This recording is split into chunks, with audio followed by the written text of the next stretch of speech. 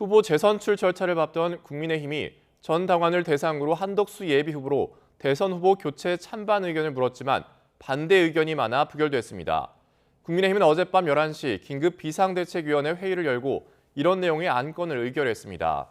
따라서 국민의힘 후보 재선출 절차는 즉시 중단됐고 김문수 후보의 당 대선 후보 지위가 복구됐습니다. 권영세 비상대책위원장은 비대위 회의 뒤 기자들을 만나 경쟁력 있는 후보를 세우기 위한 충정으로 당원들의 뜻에 따라 내린 결단이지만 결과적으로 당원 동지 여러분의 동의를 얻지 못했다고 말했습니다. 이어 절차와 과정 혼란으로 당원과 국민 여러분께 심려를 끼친 점 머리 숙여 사과한다며 모든 책임을 지고 자신이 물러나겠다며 사퇴 의사를 밝혔습니다. 후보 재선출 당원 투표 부결로 후보 지위가 회복된 국민의힘 김문수 대선 후보는 사필 귀정이라며 감사의 뜻을 드러냈습니다. 김 후보는 비대위 결과 발표 직후 입장문을 내고 민주영생, 국제필망, 당풍 쇄신이라고 밝혔습니다. 이어 함께 경선에 참여했던 주자들과 한덕수 후보와 함께 대선을 승리로 이끌겠다며 한 후보도 끝까지 당에 남아 이번 대선에 함께 해주길 바란다고 당부했습니다. 이어 이제 모든 것은 제자리로 돌아갈 것이라며 즉시 선대위를 출범하고 빅텐트를 세워 반 이재명 전선을 구축하겠다고 강조했습니다. 당 지도부의 후보 교체 시도 무산으로 자격을 회복한 김문수 후보가 오늘 국민의힘 공식 대선 후보로 등록합니다. 김 후보는 오늘 오전 9시 경기 과천시 중앙선거관리위원회를 찾아가 대통령 후보자 등록을 진행합니다. 국민의힘은 곧 선대위 체제로 전환할 거로 보이는데 앞서 김 후보가 빅텐트를 채워 박은 이재명 전선을 구축하겠다고 밝힌 만큼 관련 절차에도 착수할 거로 보입니다. 어제 새벽부터 본격화한 국민의힘의 후보 교체 작업은 지도부와 후보자 모두가 상처를 입는 결과로 끝났습니다. 당의 무리한 후보 교체 작업으로 대선을 앞둔 국민의힘은 아수라장이 됐습니다. 이틀 동안의 난맥상 강민경 기자가 정리했습니다. 국민의힘 지도부가 무리수를 두기 시작한 건 김문수, 한덕수 후보자의 2차 협상이 불발된 그제 밤부터였습니다. 후보 등록 전까지 단일화가 요원해 보이자 당 지도부가 약속 불이행을 이유로 김문수 후보의 대선 후보 직위를 박탈한 겁니다. 김문수 후보의 후보 자격을 취소하고 새로운 후보자가 등록하는 그 절차까지. 지도부는 새벽 3시부터 1시간 동안 후보 등록 절차를 다시 밟았고 무소속으로 있던 한덕수 후보는 곧장 입당해 단독 입후보를 했습니다. 원내 2당이 경선을 통해 선출한 자당의 대선 후보를 강제로 끌어내리고 후보를 교체한 헌정사상 초유의 일이 벌어진 겁니다. 김문수 후보는 야밤의 정치 쿠데타라며 강하게 반발했는데 이재명이라는 괴물과 싸워야 할 우리 당이 어젯밤 괴물로 변해버렸습니다. 지도부는 김 후보자가 단일화를 술책으로 썼다며 사퇴의 책임을 돌렸습니다. 김문수 후보는 당원들의 신의를 헌신짝같이 내팽개쳤습니다. 법적 대응에 나선 김 후보자를 향해 모든 절차는 합법적이라고 못을 박기도 했습니다. 그러나 당원의 뜻에 따른다는 지도부의 주장과는 달리 후보 교체에 대한 반발은 일파만파로 퍼졌습니다. 당장 경선 경쟁자들과 친한동훈계 등 비주류를 중심으로 지도부가 반민주적인 폭거를 저질렀다는 반발이 빗발쳤습니다. 윤석열 전 대통령의 비상계엄과 다를 바 없습니다. 막장의 정치 쿠데타이자 절망적인 자해 행위입니다. 내홍은 김문수 후보의 지위가 회복된 직후에도 이어졌습니다. 지도부가 후보 교체 명분을 쌓기 위해 추진한 당원 찬반 투표에서 발목을 잡히고 권영세 비대위원장이 직을 내려놓자 공개 반발을 주도한 친한계 의원들은 곧장 권성동 원내대표의 동반 사퇴를 촉구하고 나섰습니다. 이렇게 후보 교체를 심야에 주도한 지도부에 대한 책임론도 심각하게 제기가 됐습니다. 계엄 사태와 대통령 파면에 이어 후보 교체 시도로 겹 악재를 마주하게 된 국민의힘. 지도부의 후보 교체 시도는 일단락됐지만 대선이 한 달도 채 남지 않은 상황에서 당 내홍까지 이어지며 또 한 번의 위기를 맞고 있습니다. YTN 강민경입니다. 더불어민주당은 국민의힘의 후보 재선출 시도가 무산된 것을 강하게 비판했습니다. 조승래 중앙선거대책위원회 수석 대변인은 SNS에 한때 집권당이었던 국민의힘이 후보를 결정하는 과정이 이렇게 엉망인데 그렇게 결정된 후보를 누가 신뢰하겠느냐고 적었습니다. 국회 법제사법위원장인 정청래 의원도 SNS에 막장 드라마 국민의힘은 폐가를 넘어 귀신 나오는 흉가가 됐다며 빅텐트는커녕 빈텐트 치기도 어렵게 됐다고 꼬집었습니다. 더불어민주당 이재명 대선 후보는 중앙선거관리위원회에 21대 대선 후보자로 공식 등록했습니다. 김윤덕 선대위 총무본부장은 지방 일정으로 직접 방문하지 못하는 이 후보를 대신해 경기 과천시 중앙선관위를 찾아 등록 신청을 마쳤습니다. 김 본부장은 이번 대선은 진짜 대한민국과 가짜 대한민국 세력의 싸움이라며 꼭 이겨서 가짜 태극기가 아니라 진짜 태극기를 되찾을 것이라고 강조했습니다. 후보 등록에는 지난해 비상계엄 사태 당시 계엄군을 설득하는 모습으로 주목을 받은 배우 이관훈 씨도 동행했습니다. 더불어민주당 이재명 대선 후보는 3차 경청 투어 마지막 일정으로 전남 지역을 찾습니다. 이 후보는 전남 화순을 시작으로 강진과 해남을 방문한 뒤 영암을 끝으로 그간의 경청 투어 일정을 모두 마무리할 예정입니다. 지난 1일부터 하루를 제외하고 10일간의 경청 투어 기간에 이 후보는 전국 51개 시군을 다니며 지역 민심을 청취했습니다. 민여준 상임총괄선대위원장은 내일부터 시작되는 공식 선거운동을 앞두고 기자 간담회를 엽니다. 더불어민주당이 사법부를 향해 거침없는 압박 공세를 펼치고 있습니다. 대법관 청문회 방침에 이어 조희대 대법원장 사퇴 압박, 그리고 대법원 판결 관련 입법까지 강경 일변도란 비판마저 나오는데 이런 자신감의 배경은 뭘까요? 정인용 기자가 전해드립니다. 이재명 대선 후보의 공직선거법 위반 사건에 대법원이 유죄 취지 선고를 내린 이후 민주당은 연일 사법부를 정조준했습니다. 대법관들이 6만 쪽 사건 기록을 제대로 검토한 게 맞느냐는 비판을 시작으로 재판 경위 규명을 위한 청문회까지 의결했습니다.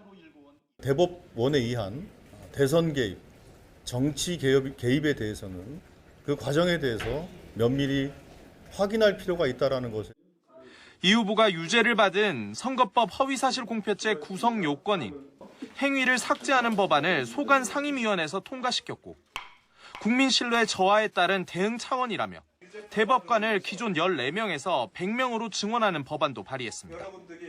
대통령에 당선되면 재판을 정지시키는 법안을 법제사법위원회에서 단독으로 의결했고 조희대 대법원장 거취도 거듭 압박했습니다. 조희대 대법원장은 더 늦기 전에 스스로 물러나야 합니다. 그것이 사법부의 명예를 지키는 길이며 통상 입법부인 정치권도 사법부 판결은 어느 정도 존중하는 문화가 깔려 있는데 이번엔 전혀 다른 양상으로 흐른 셈입니다. 이 같은 고강도 공세의 배경엔 주요 선거의 캐스팅 보트인 중도층 민심이 있다는 분석이 지배적입니다. YTN은 물론 SBS와 중앙일보 여론조사 결과 이 후보 대법 판결을 바라보는 중도층 시각은 부적절하다는 의견이 더 우세했습니다. 특히 격차가 20%포인트나 나는 조사도 있었습니다.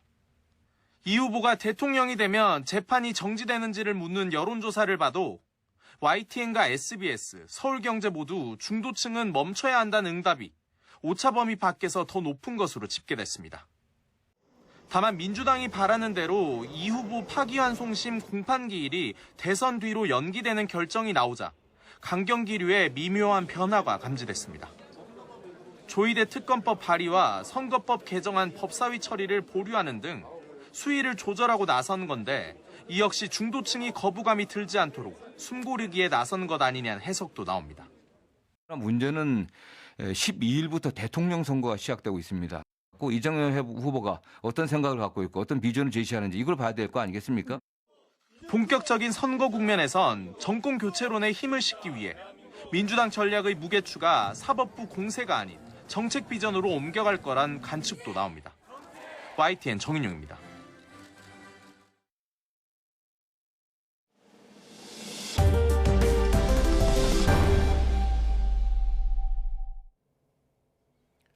법정 정년은 60세로 유지하되 근로자가 원할 경우 65세까지 일할 수 있도록 앞으로 기업에 계속 고용 의무를 지게 하자는 경제사회노동위원회의 공익 제언이 나왔습니다. 정년 일괄 상향을 주장하는 노동계와 노사협의로 계속 고용 방식을 정하자는 경영계의 요구를 일부 수용한 절충안인데 노동계와 경영계 모두 반발하고 나섰습니다. 이유가 뭘까요? 백종규 기자의 보도입니다. 급속한 고령화와 노인 빈곤 문제 등으로 정년 연장 논의는 더는 미룰 수 없는 시대적 과업이 됐습니다. 이런 상황 속에 경사노위가 정년 연장 대신 계속 고용 의무제 카드를 꺼내들었습니다. 노사가 자율로 임금 조정 등을 합의해 근로기간을 연장하면 존중하고 합의가 어려우면 사업장에 65세까지 고령자 계속 고용 의무를 부여하겠다는 게 핵심입니다. 직무와 근로시간을 그대로 유지하되 합리적 이유가 있으면 근로시간 단축이나 직무 변경을 할 수 있다는 내용도 담았습니다. 그러면서 2033년까지 단계적 적용을 권고했습니다. 2년간 유예기간을 부여하고 2028년부터 2031년까지 매 2년마다 1년씩, 2032년부터는 매년마다 1년씩 계속고용 의무기간을 연장하는 것이 필요합니다. 공익위원들이 낸 제언은 강제력이 없지만 노동계와 경영계는 모두 반발하고 나섰습니다.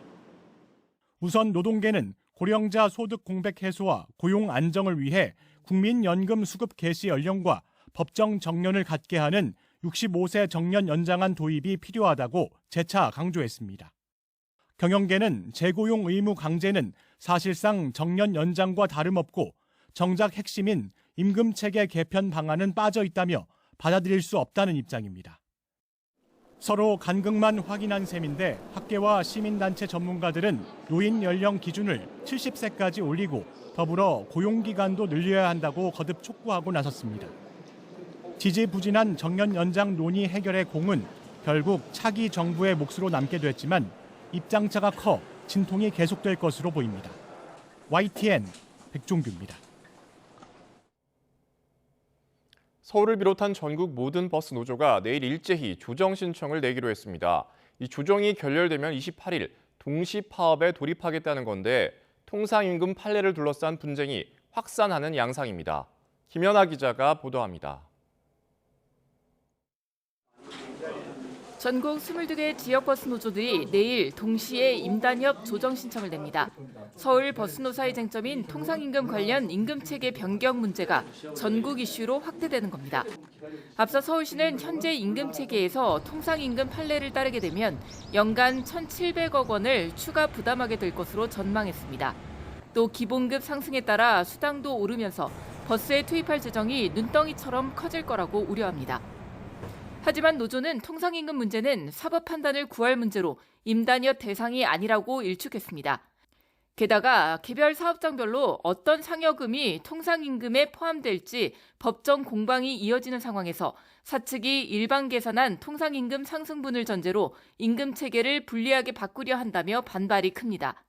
소송에서는 정작 저희 상여금이 통상임금에 해당이 되지 않는다고 적극적으로 다투고 있습니다. 이율 배반적으로 교섭대에 갑자기 통상임금 문제를 갖고 와서 엄청난 임금 인상이 된다.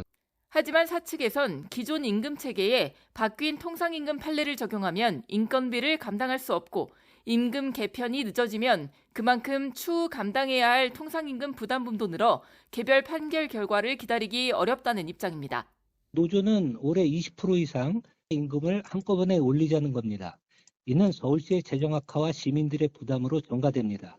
저희는 직원들이 기존에 받던 급여를 100% 인정하고 그 전제에서 인상폭을 협상하자는 것입니다. 노조는 조정 결렬 시 28일 전국 버스 4만여 대가 첫 동시 총파업에 돌입할 거라고 밝혔습니다. 하지만 현실적으로 노사 모두 버스업계나 버스 준공영제를 운용하는 지방정부의 재정 한계를 알고 있는 만큼 노사 모두 파국으로 치닫기 전 해결책을 찾으려는 노력은 이어갈 전망입니다. YTN 김현아입니다. 지난 3월 발생한 경북 산불의 피해액이 1조 원을 넘는 것으로 집계돼 관련 통계 사상 최대 규모를 기록했는데요.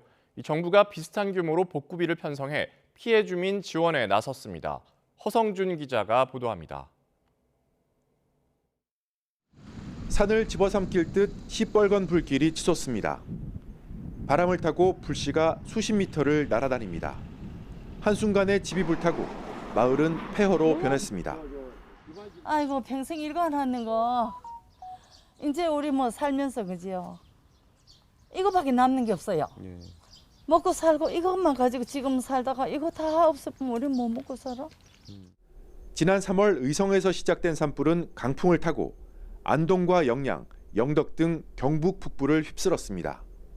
피해 면적이 10만 헥타르로 서울 면적의 1.6배고 이재민은 3,600여 명에 이릅니다. 중앙재난안전대책본부의 심의를 거쳐 확정된 산불 피해액만 1조 505억 원. 산불 통계 작성이 시작된 1986년 이후 최대 규모입니다. 이에 따른 복구비도 국비 1조 1,800억 원을 포함해 모두 1조 8,300억 원으로 확정됐습니다. 주로 피해 주민의 주거와 생활 안정, 생업 복귀에 중점을 두고 편성됐습니다. 집 없는 사람은 임시주택 빨리 마련해서 생활 안전을 편하게 편리하게 할 수 있도록 하고 당장 먹고 살 거 일거리 어떻게 만들 거냐. 당장 지금 조사를 받고 그분들을 모시도록.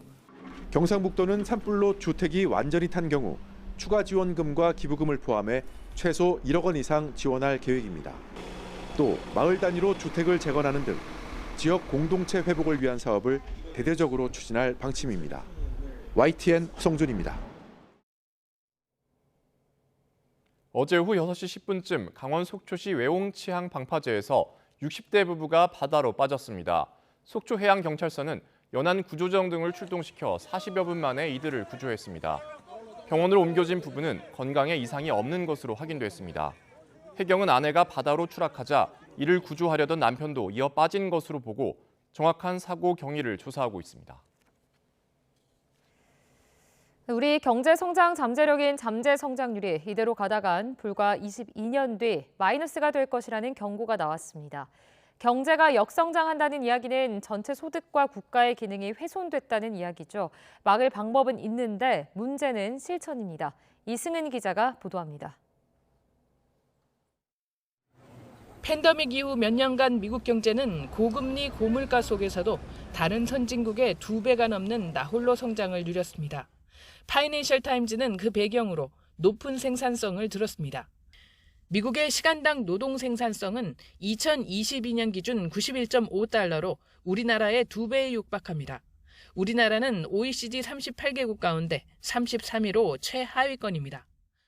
올해 실질 성장률이 1% 안팎으로 전망되는 한국 경제. 더 큰 문제는 모든 생산 요소를 최대한 활용했을 때 이룰 수 있는 잠재 성장률 자체가 급격히 떨어지고 있다는 점입니다. 한국개발연구원 KDI는 올해 1.8%인 우리 경제 잠재 성장률이 2040년 0% 안팎으로 떨어지고 불과 22년 뒤인 2047년 마이너스 0.1%가 될 것으로 전망했습니다. 0%로 하락하는 시점이 2022년 예상 때보다 10년이나 당겨졌습니다. 그동안은 노동과 자본 등 생산 요소를 얼마나 효율적으로 투입했는지를 보여주는 지표인 총 요소 생산성 증가율 하락이 주 원인이었다면 앞으로는 노동 투입 감소 영향이 큽니다. 저출산으로 전체 인구 중 생산 연령 인구 비중이 올해 처음 70% 밑으로 떨어지고 2050년에는 51.9%에 불과할 것으로 전망됩니다. KDI는 경제구조 개혁을 통한 총요소 생산성 향상과 함께 여성과 고령층 경제활동 촉진, 노동시장 개방을 권고했습니다. 혁신 기업들이 시장에 좀 더 진출할 수 있도록 여건을 마련하고 또 경쟁을 제한하는 규제를 개선할 수 있다면 생산성 향상에 도움이 될 것 같습니다. 이러한 그 성과만큼 보상을 받는 시스템이 구축이 된다면 각각이 이제 역량을 개발하고 발휘할 수 있을 것입니다. 그리고 노동시장의 유연화도 필요할 것인데요. 문제는 해법은 있지만 진척이 없다는 점입니다. 성장률이 떨어질수록 금리가 떨어져 금리 인하 폭이 제한되고 세금 수입도 줍니다. KDI는 재정 지출을 통한 반복적 경기 부양으로 재정 적자가 악화하지 않도록 주의해야 한다고 강조했습니다. YTN 이승은입니다. 국내 관광지의 바가지 물가 피해서 해외여행 간다는 말 요즘 주변에서 듣곤 하죠.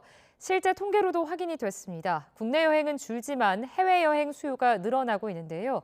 경제가 어렵다고는 하지만 해외여행은 안 참는다는 겁니다. 오동건 기자가 취재했습니다. 김포공항 국내선 출국장. 국내 여행 수요가 몰리는 5월을 맞아 제주를 찾는 여행객을 쉽게 찾을 수 있습니다. 제주도 유명한 여행지고 국내에서는 그래도 비행기 타고 갈 수 있는 데 중에 좋은 곳이니까. 하지만 내수 침체의 영향으로 국내 여행에 쓰는 돈은 점차 줄고 있습니다. 우리 국민이 지난 1분기 국내 여행에 지출한 금액을 보면 9조 939억 원으로 지난해 같은 기간에 비해서 5.1% 줄었습니다. 제주도 타격도 큰데 1분기 내국인의 항공 이용 방문이 지난해보다 13% 넘게 줄었고 항공편도 감소했습니다. 반대로 해외여행을 떠나는 사람은 늘고 있습니다. 지난 2월 해외여행을 떠난 사람은 6% 늘었고 지출액은 7조를 넘겨 7.6%나 증가했습니다. 경제가 어려워도 해외여행은 간다는 것인데 고물가에 차라리 해외로 가는 게 낫다는 가성비 측면에서 인기를 끄는 것으로 분석됩니다. 일본하고 비교해보니 오히려 제주도 물가가 조금 더 비싼 감이 좀 있더라고요. 사람들 인식 속에는 아직도 조금 해외여행이 더 수지타산이 맞지 않나. 전문가는 국내 관광지의 이른바 바가지 물가를 없애고 관광자원 연계 등 할인 혜택을 강화해야 한다고 조언합니다.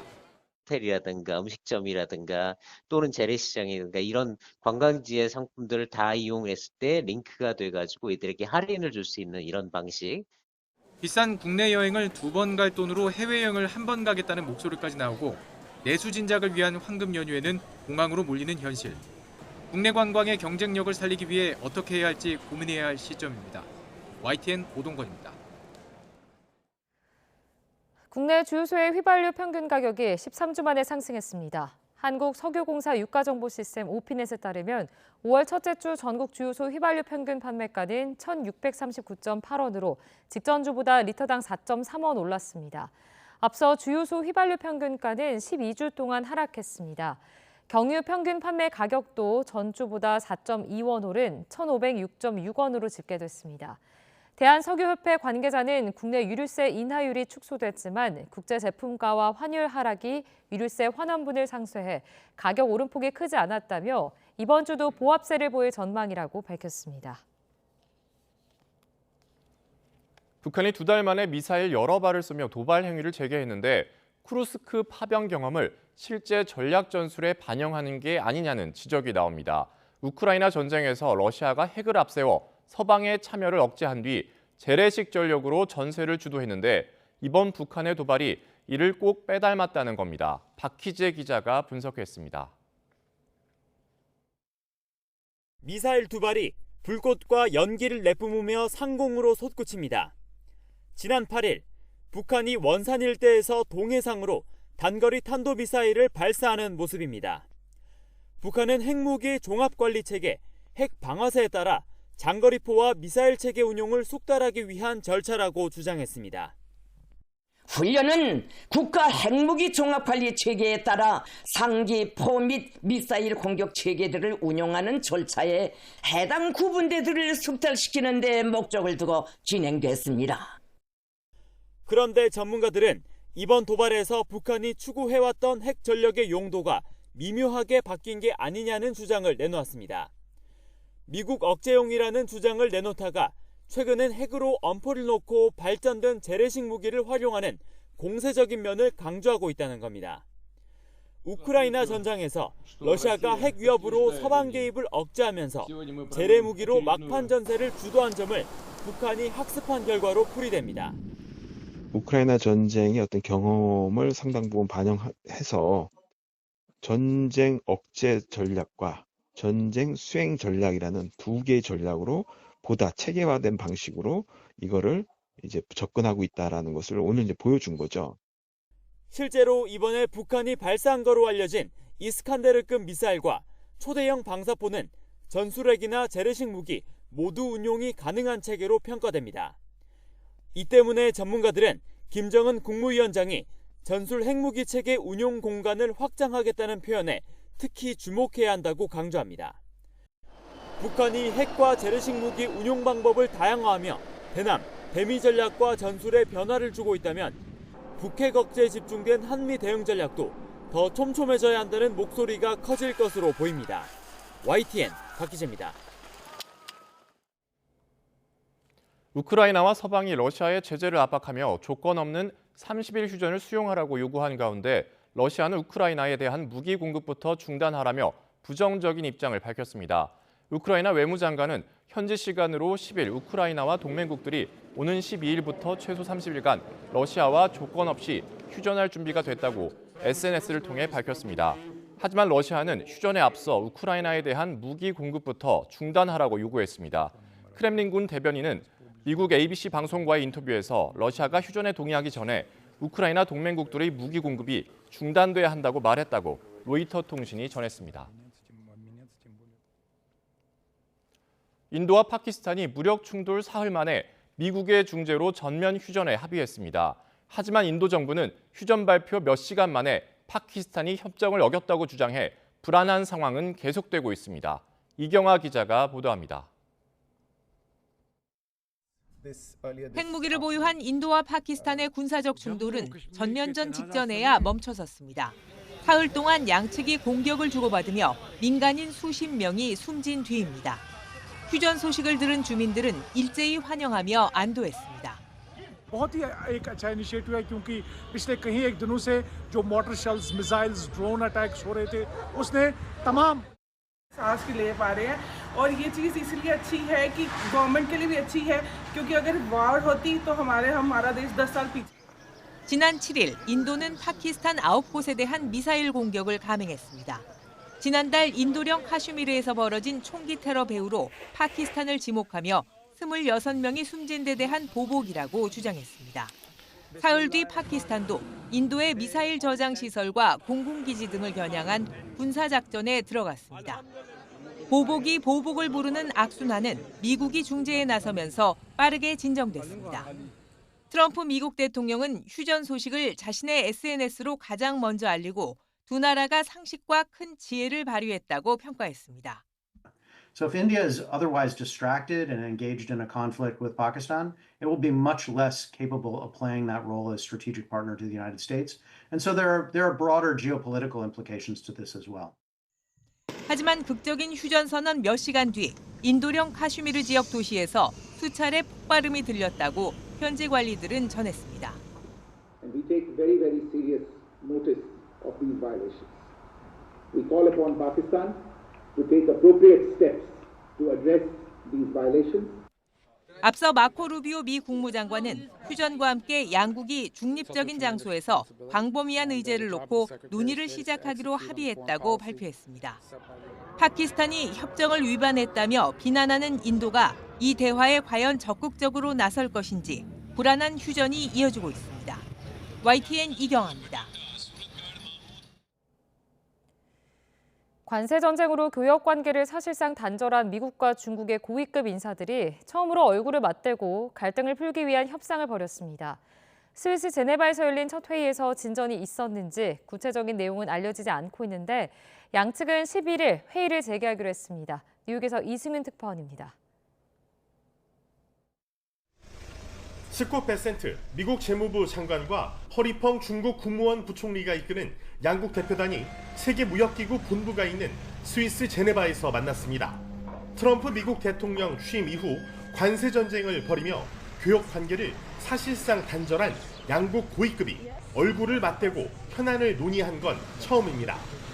사안의 민감성을 고려해 양국 수석 대표 발언도 공개하지 않는 등 회의는 비공개로 진행됐습니다. 첫날 10시간 넘는 협상을 마친 양측은 서로 100% 넘게 부과한 관세를 합리적인 수준으로 내리는 문제부터 협의한 것으로 보입니다. AP통신은 익명의 소식통을 인용해 첫날 회의에서 진전이 있었는지에 대한 즉각적인 징후는 없었고 11일에 회의를 재개하기로 했다고 전했습니다. 앞서 트럼프는 중국에 대한 관세율은 80%가 적절할 것이라고 밝혔고 미국 언론은 50%대로 낮추는 방안까지 논의될 것이라고 보도했습니다. 관세 전쟁으로 미국인들이 몇 주 뒤면 공급 부족과 가격 인상에 직면할 것이란 경고가 나온 가운데 중국 관영 신화통신은 무역 전쟁을 해결하기 위한 중요한 발걸음이라고 의미를 부여했습니다. There's not an economist alive who thinks that the economy isn't facing enormous and unnecessary risks. 다만 양국 간 입장차가 워낙 커 이번 고위급 회담이 단순한 탐색전에 그칠 수 있다는 비관론도 제기되고 있습니다. 뉴욕에서 YTN 이승윤입니다. 미국 도널드 트럼프 행정부는 재정 적자를 줄인다는 명목으로 복지 예산을 크게 삭감했습니다. 저소득층들은 식량 위기에 직면했고 농민들에게도 큰 타격을 주고 있습니다. 권영희 기자가 보도합니다. 2023년 기준으로 월 평균 4,210만 명, 미국 인구 12.6%가 푸드 스탬프 혜택을 받습니다. 저소득층과 무소득 가구의 식품 구매를 지원하는 제도입니다. 1인당 한 달에 27만 원, 하루로 따지면 8,700원 정도를 지원받습니다. This program is a blessing. It's a very blessing to know that they are helping us and helping our kids and helping us be able to feed our children when we don't have jobs right now.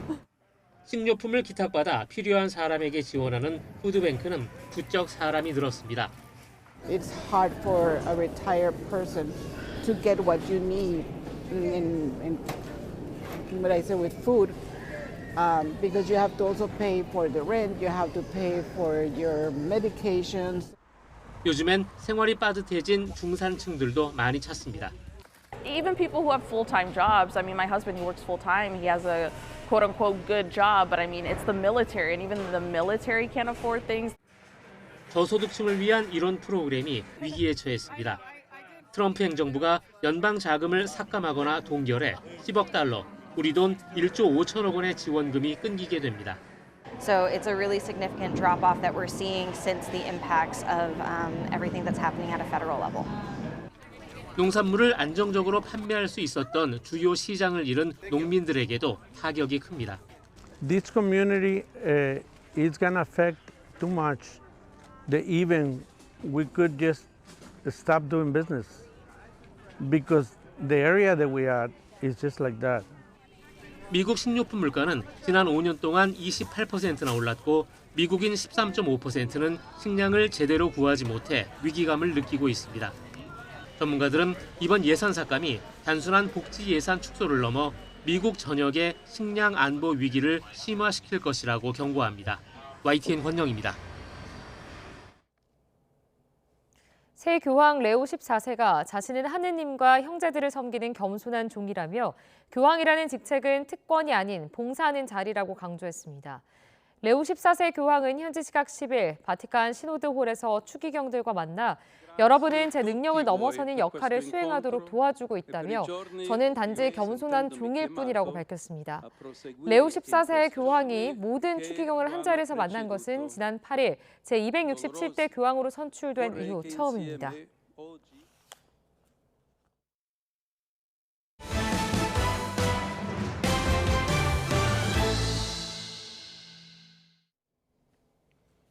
우리 국민 절반 이상이 장기적인 울분 상태에 놓여 있다는 조사 결과가 발표됐습니다.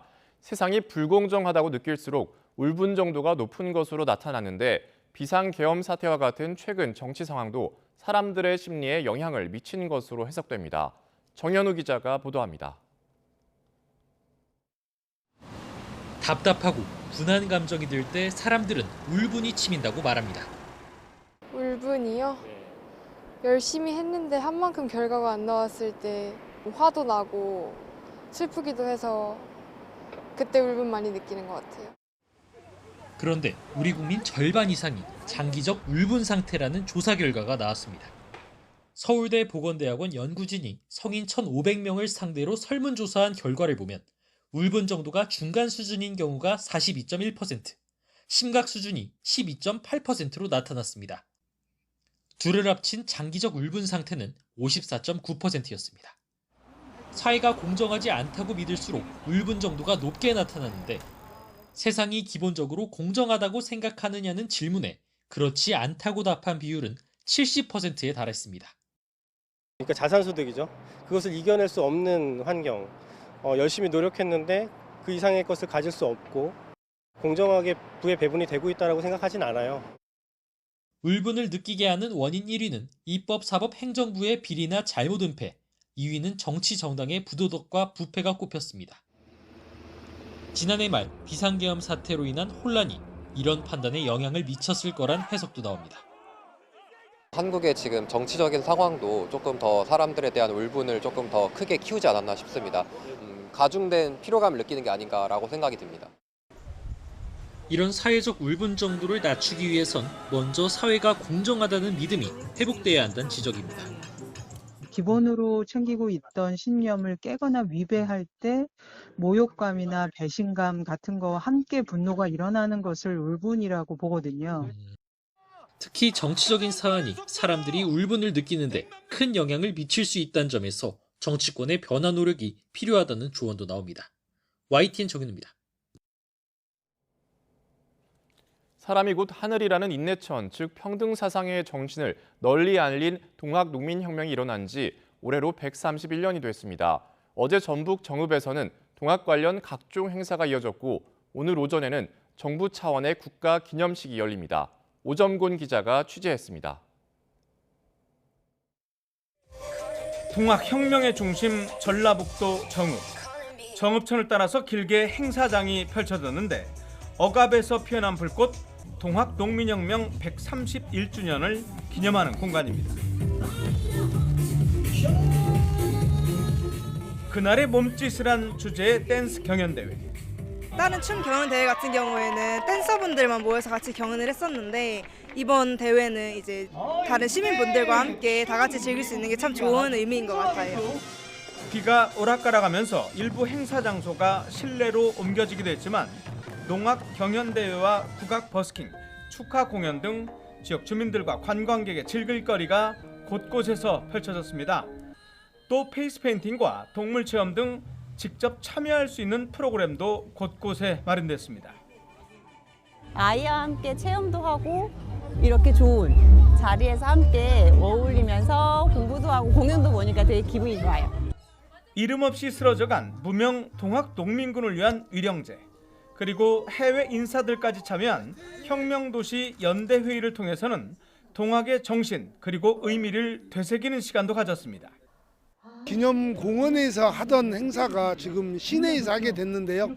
우리 시민들과 함께 동학에 대한 정신을 공유하고 또 계승하기 위해서 이렇게 시내에서 다양한 행사들을 준비했습니다. 해질녘에는 평등 세상을 꿈꾸며 주저없이 달려갔던 동학 농민군의 행렬이 재현됐습니다. 진군 행렬은 처음엔 1894명이 참여해서 시작됐는데 마무리엔 1894년 그날의 함성이 다시 울려 퍼지기도 했습니다. 네, 11일 일요일에는 정부 주요 인사들이 참석한 가운데 동학 농민혁명 국가 기념식이 진행되는데요. 황토현 전적 안쪽에 있는 기념공원에서 진행됩니다. YTN 오점곤입니다. 태양 전지는 대표적인 재생에너지로 태양으로부터 오는 빛 에너지를 전기로 변환시키는 장치인데요.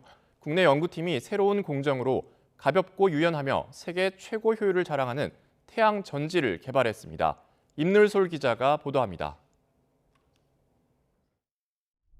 대표적인 신재생 에너지인 태양 전지는 전 세계적으로 널리 보급되고 있습니다. 하지만 무겁고 유연성이 떨어져 다양한 분야의 활용이 어려웠습니다. 이런 한계를 극복해 국내 연구팀이 무게를 대폭 줄이고 유연성을 높인 고효율 태양 전지를 개발했습니다. 기존 실리콘 소재 대신 구리와 인듐, 갈륨, 셀레늄을 섞은 반도체와 페로브스카이트를 이용해 무게당 출력비를 기존보다 약 10배 높였습니다. 다시 말해 같은 성능의 태양 전지 무게를 기존보다 10분의 1로 줄일 수 있는 겁니다. 저희가 개발한 소자의 전체 두께는 이제 머리카락 두께의 한 9분의 1 정도로 굉장히 얇기 때문에 유연성뿐만 아니라 굉장히 가벼운 경량성 또한 저희가 확보할 수가 있었습니다. 이번에 개발한 태양 전지는 가볍고 유연해서 곡면에도 붙일 수 있습니다.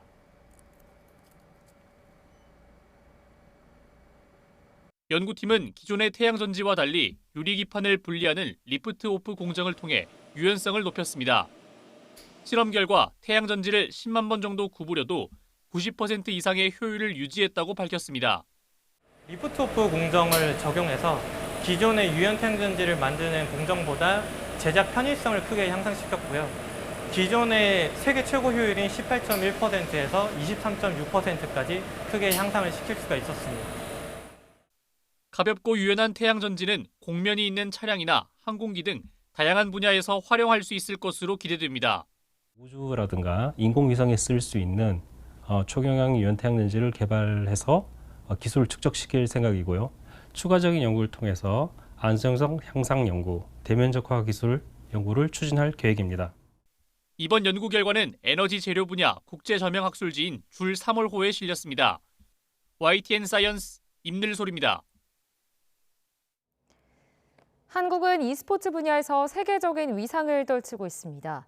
게임 강국으로 거듭난 데에는 다양한 요인이 있지만 무엇보다 전 세계 게이머와 비교되는 한국 게이머의 남다른 특징 때문인데요. 그 사례들을 최광현 기자가 취재했습니다. 놀이공원을 만들어 운영하는 게임입니다. 자유로운 설계 시스템, 다양한 욕구의 손님을 공략하며 나만의 놀이공원을 성장시키는 재미가 특징입니다. 한국 게이머는 놀이기구의 탑승 시간을 짧게 하거나 평가가 좋지 않은 손님을 추방하는 등 빠른 성장을 위해 극한의 효율을 추구합니다. 할아버지에게 물려받은 농장을 경영하는 이 게임은 농사, 목축, 낚시와 같은 여유로운 농장 생활을 즐기는 것이 핵심 콘텐츠입니다. 게임 본연의 목적과 다르게 한국 이용자는 대량 경작은 물론 세계적인 관리 시스템을 구축해 농장을 공장으로 만들고 현실보다 강도 높은 노동을 즐깁니다. 이제는 한국 민속놀이로 불리는 게임 스타크래프트. 상대와의 전투에서 승리해야 하는데 경쟁에 익숙한 한국 게이머는 이기기 위한 전략을 끊임없이 연구합니다. 그래서 출시한 지 27년이 지났는데도 새로운 전략이 나오면서 한국 서버가 따로 나올 만큼 우리 게이머의 위상은 독보적입니다. 반면 효율과 성과를 추구하는 플레이로 게임 본연의 재미를 즐기지 못한다는 우려도 있습니다. 목표가 성취로 조금 집중이 되다 보니까 즐기는 거의 속성 이런 부분들을 조금 희석시키는 지점들은 있을 것 같아요. 고숙련의 게임 플레이 문화도 만들어내는 거고 그 다음에 인구수에 비례했을 때 말도 안 되는 게임 산업 규모 같은 것도 만들어내는 거고 경쟁이라는 부분도 게임의 어떤 그 놀이의 속성 중에 중요한 속성 중에 하나라고 생각을 하거든요. 그 무엇보다 게임에 진심인 한국 게이머, 그들의 집념과 열정이 게임 강국, 나아가 게임 산업의 발전을 견인하고 있습니다. YTN 최광현입니다. 미국 휴스턴에서 한국전쟁 참전 용사들을 기리는 조금 특별한 행사가 열렸습니다. 실제 공간이 아니라 가상현실인 메타버스를 통해 감사와 헌사를 전한 건데요. 안미향 리포터가 뜻깊은 현장으로 안내합니다. 노트북에서 흘러나오는 영상을 보며 눈을 떼지 못하는 한 노인. 판문점과 비무장지대가 펼쳐지다가 높은 건물이 우뚝 선 서울로 탈바꿈합니다. 70여 년 전 한국전쟁에 참전했던 맥스 존슨 씨의 기억 속 한국과는 너무나 다른 풍경입니다. When I left in 1952, there were very few structures outside of the city of Seoul that we saw that were more than 2 stories high. There were very few of them. Most of them were less than that. And the houses were mud. 무심히 세월만 흘러 한국의 현재를 직접 보고 싶어도 볼 수 없는 고령의 용사 등을 위해 마련된 자리. AI 기술을 통해 비무장지대와 판문점 등 역사적 장소와 한국의 발전상까지 다국어로 구현됐습니다.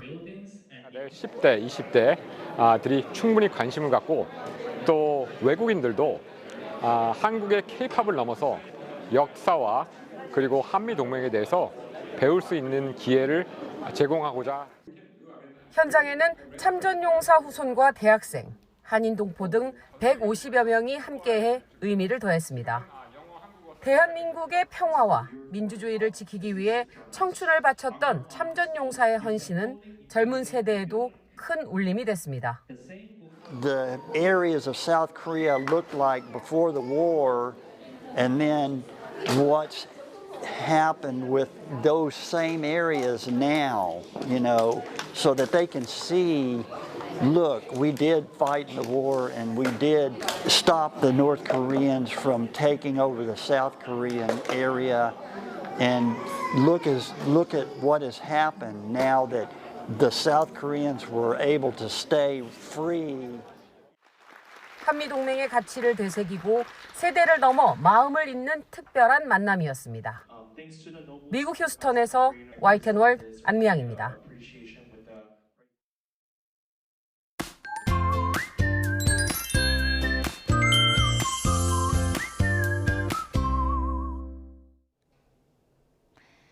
휴일인 오늘은 이맘때 봄 날씨를 보이겠습니다. 오늘 아침은 어제만큼 쌀쌀하지만 한낮에는 서울 21도로 어제보다 기온이 크게 오르겠는데요. 당분간 일교차가 10도 안팎으로 크게 벌어지는 만큼 옷차림에는 각별히 주의하셔야겠습니다. 오늘 하늘에는 구름이 많이 지나겠고 경기 동부와 강원, 충청과 남부 곳곳으로는 오후 한때 5mm 안팎의 소나기가 지나겠습니다. 또 아침까지 내륙에는 안개가 짙게 끼겠고요. 동해안에는 너울성 파도도 높게 일겠습니다. 현재 기온 살펴보도록 하겠습니다. 현재 서울 기온은 11.8도, 대구는 13도를 나타내고 있습니다. 오늘 낮 기온은 예년 수준을 회복하겠는데요. 서울이 21도, 대전과 대구는 22도, 청주는 23도를 보이겠습니다. 남은 한 주간 때일은 초여름 날씨가 이어지겠고요. 목요일 남해안과 제주도를 중심으로 비가 내릴 전망입니다. 지금까지 날씨 정보였습니다. 이상으로 뉴스타트 3부 마칩니다. 네, 시청해주신 여러분 고맙습니다.